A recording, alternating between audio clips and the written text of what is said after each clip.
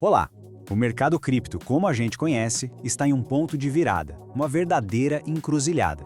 Depois de um ciclo de alta bem forte, o ano de 2026 está chegando como aquele momento de consolidação, de grandes decisões. Vamos mergulhar nisso para entender o que está em jogo. E a pergunta que não quer calar é essa: será que o mercado cripto finalmente amadureceu? Essa é a questão de $1 milhão, né? A gente está olhando para o mercado que com certeza não é mais um nicho de entusiastas, mas que também, convenhamos, ainda não é totalmente estável. Então o que está acontecendo de verdade? A evolução foi muito rápida. É só olhar para essa linha do tempo. Se lá em 2020 cripto era coisa de um grupo pequeno, super especulativo, entre 2024 e 2025 a gente viu a explosão dos ETFs. Isso aí escancarou as portas para o dinheiro institucional.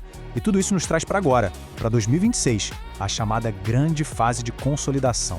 É um verdadeiro teste de fogo, de resistência e principalmente de utilidade.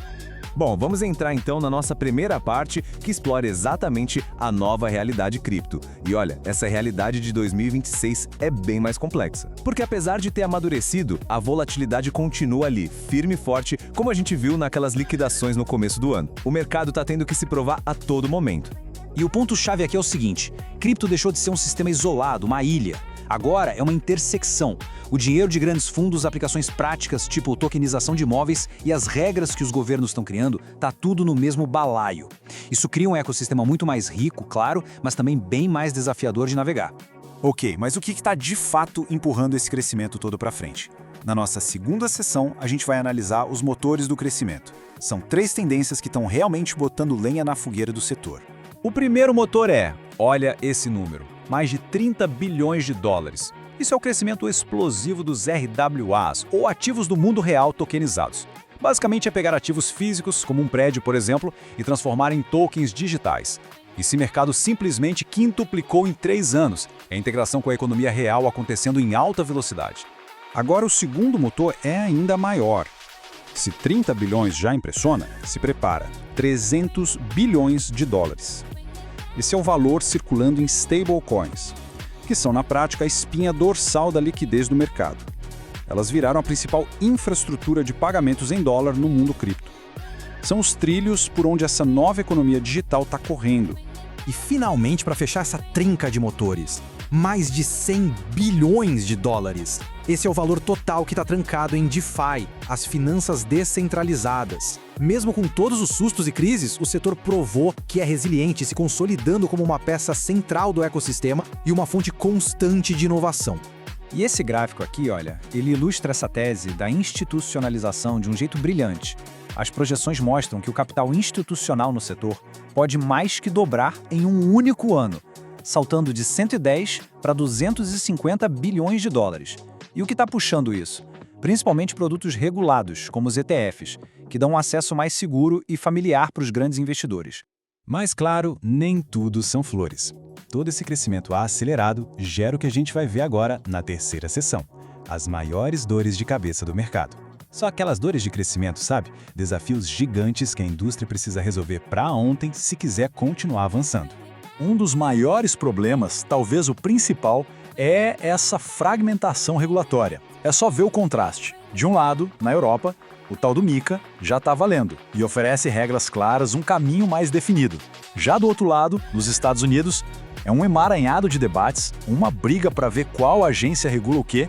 Essa falta de clareza gera uma baita insegurança para empresas que operam globalmente. Outro ponto crítico: segurança. Isso continua sendo uma ferida aberta. Bilhões são perdidos todo ano com ataques cada vez mais espertos. Desde falhas em contratos inteligentes, hacks nas pontes que conectam diferentes blockchains, a proteção dos ativos ainda é um desafio gigantesco. E essa citação nossa, ela resume perfeitamente outro obstáculo enorme: a experiência do usuário. A complexidade de usar as finanças descentralizadas ainda assusta e muito o usuário comum. Ter que gerenciar chaves, entender taxa de transação, interagir com contratos, é um processo que precisa ser muito mais simples para a gente ver uma adoção em massa de verdade. Agora a gente vai falar de uma ameaça que é de outro nível. É um risco mais de longo prazo, mas que é existencial. É uma tecnologia que, no futuro, pode simplesmente comprometer a segurança fundamental que sustenta todo o mercado cripto. A defesa contra essa ameaça já tem nome. É a criptografia pós-quântica, ou PQC. Basicamente, são algoritmos novos, super resistentes, projetados para aguentar o tranco de computadores quânticos. Órgãos como o NIST nos Estados Unidos já até começaram a padronizar isso. A corrida para implementar essa nova segurança já começou. E o perigo não é só para o futuro, sabe? A tática que os especialistas mais temem é a do colete agora, decifre depois. Funciona assim, ó. Os dados são roubados hoje e simplesmente guardados. Daqui a uns anos, quando a computação quântica for uma realidade, esses dados antigos são quebrados. Isso transforma a atualização numa urgência de agora. Então, a pergunta que fica no ar é essa. Será que a indústria vai conseguir migrar toda a sua infraestrutura para essa nova criptografia antes que os computadores quânticos se tornem uma ameaça real? É uma corrida contra o tempo. E o que está em jogo é tudo. Bom, para a gente fechar e amarrar todas essas pontas, vamos juntar as peças. Nesta última sessão, a gente vai equilibrar as promessas incríveis com os perigos gigantescos e tentar traçar um cenário provável para o futuro próximo. O cenário mais provável, o arroz com feijão para os próximos anos, parece ser de um crescimento que continua, mas ainda com seus altos e baixos, a regulação vai aos poucos ficando mais clara, os ativos do mundo real tokenizados vão continuar explodindo, o dinheiro institucional vai seguir entrando por produtos regulados e DeFi e stablecoins vão se consolidar de vez como a infraestrutura base de tudo isso. E a gente termina com essa provocação. O mercado cripto não é mais uma ilha isolada. Ele está construindo pontos cada vez mais sólidas para a economia global. A verdadeira questão que fica para 2026 e para os anos seguintes talvez não seja mais se cripto está pronta para o mundo, mas sim se o mundo está pronto para o que vem a seguir.